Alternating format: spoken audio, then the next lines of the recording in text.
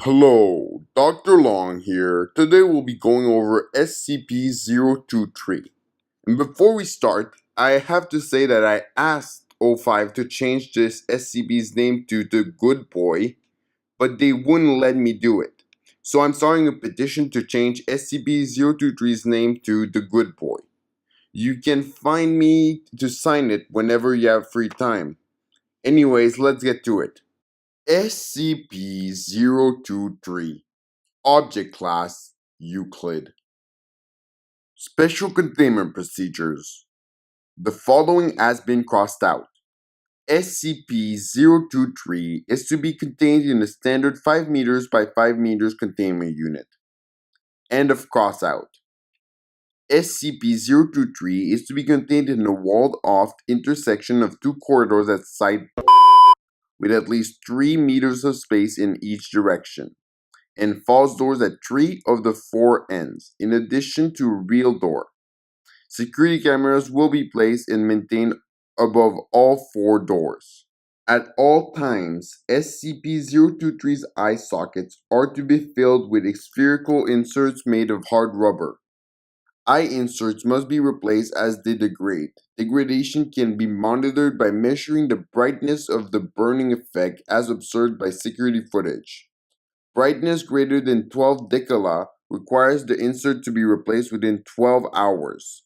Eye inserts are only to be replaced individually and only after the sun has completely set. Black fur. The following has been crossed out. It has bright orange-red eyes and prominent teeth. End of crossout. See Incident Report 023-26. Anytime an individual makes eye contact with SCP-023, either that person or a member of their immediate family will die exactly 1 year after eye contact is broken. Research into the method of selection is incomplete due to monetarium on experiments, but the available data suggests that having a larger immediate family lessens the chance of the individual making eye contact dying themselves, and neither a pattern nor preference in victim types have been found. This may indicate that SCP-023's victims are designated entirely at random, but it is unknown whether this selection occurs at the beginning or at the end of the 1-year time period. Attempts to terminate an individual who has made eye contact with SCP-023 and their entire immediate family before the 1-year time period has ended. Data expunged. Autopsy of individuals killed by SCP-023's effects show that while outwardly appearing unarmed, their remains have been filled with highly compacted ash, including but not limited to all organ systems in the circulatory system. Muscle tissue, bones, and brain tissue universally show signs of exposure to temperature over Celsius.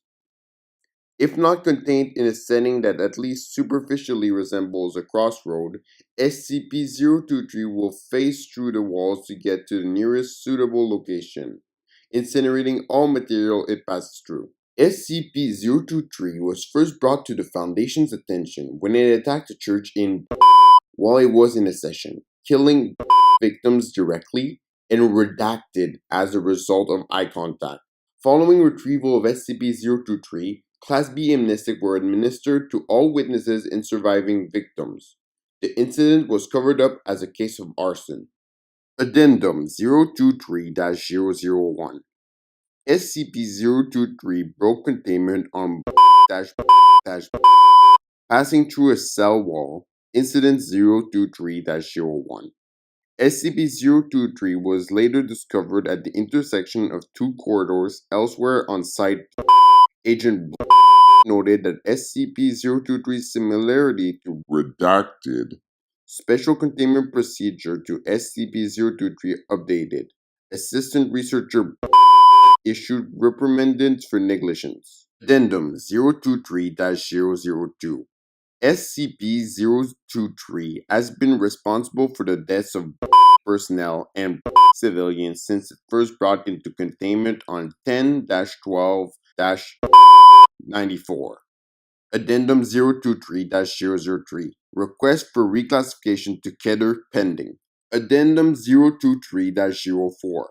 Due to both anomalies focusing on specific geographic spaces, their destructive capabilities, and canine appearances, it is possible that SCP-11111-1 may be a variant of the same phenomenon observed in SCP-023, or vice versa. Investigation into origins of both anomaly is ongoing. Due to inability of capturing SCP-11111-1 for study, investigation are currently focused on SCP-023. End of audio log.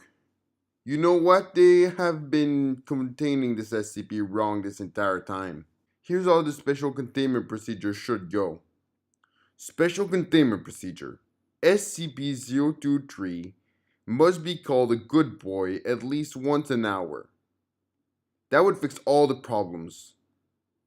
Anyway, back on track. I have a recording of report 023-26-1. I'll play it for you right now. Incident report 023-026. SCPs involved SCP-023. Personnel involved Dr. and 5D class personnel. Date dash dash to dash dash location site description. In an attempt to curtail the danger posed by SCP-023, Dr. has approved of the removal of 023's eyes and teeth. Immediately after both of its eyes were removed, SCP-023 breached security by vanishing completely.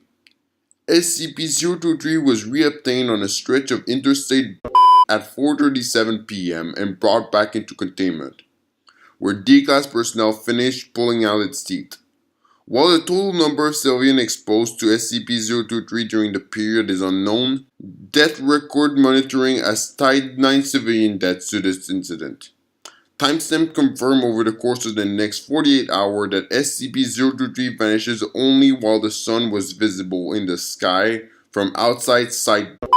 Addendum 023-026-1. As of Dr. has been suspending pending disciplinary review for contributing to, if not being directly responsible for, Incident 023-026. Dr. is now in charge of SCP-023. The difficulty in containment that have incurred as a result of Dr. should serve to remind the personnel of the Foundation's purpose. Secure, contain, protect. Research experimentation, convenience, and even safety of Foundation personnel are secondary concerns. We are not working to protect ourselves. 05- Addendum 023-026-2. A total of body with time of death exactly 1 year after Incident 023-26 have been identified as consistent with SCP-023 exposure. Well, there again, that's not how you contain SCP Good Boy. But whatever. There is also a cassette tagged with SCP-023, and it's called Mother's Love. So I'll play that, and I'll talk to you folks in the next one. The passion of the dead can be vast and mighty, but we are not all-powerful. There are things I can never see. There are things I can never touch. There are things I can never overpower. Because of that, there are many things I can never protect my children who burden me from. Because of that, oftentimes they die in bitterness and pain. Because of that, their deaths can also birth hates, large and small. Hates are the things I can see and touch. I must see and touch them. Because my children who burden me cannot. I must protect my children who burden me where I can, just as my strange brethren are driven to curse them. I do not have the power to unmake hates. The best I can do is bind them to a seal made from things my children who burden me can see and touch. The truth of our nature is all we have and are, and denial of that truth is denial of our power. But more importantly, my children who burden me can guard themselves against what they can see and touch. The form of a ladybird, beetle, or butterfly is fine to seal a small hate. In a seal of that size, it is easy for me to reduce the power of their curse to almost nothing.